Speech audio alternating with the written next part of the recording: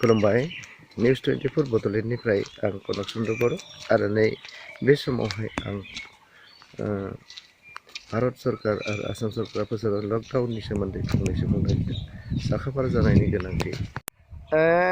बे समावहाय भारतबर्षनि जितु लकडाउन बे लकडाउना जागासिनो दङ आरो बे लकडाउननि गेजेरजोंनो मोनफ्रोमबो भारत हादरावनो लामा सामा टाउन सोहोर रावबो मानसि दुमसि गैया।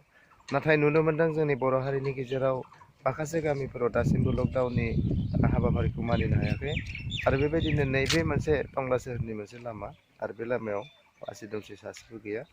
बेनिखायनो आं खावलायदों जोंनि बे समावहाय अलखद समाव कर'ना भाइरासनिफ्राय बारग'नो थाखाय जा हाबाफारि लादों इन्डियान गभर्नमेन्टआ आरो भारत सरकारा एबा आसाम सरकारा बिथांमोननि जा थांखि बे थांखिखौ मानिनानै सोलियाब्ला कर'ना भाइरासआ बेनिफ्राय बे बारदेरनाया थार।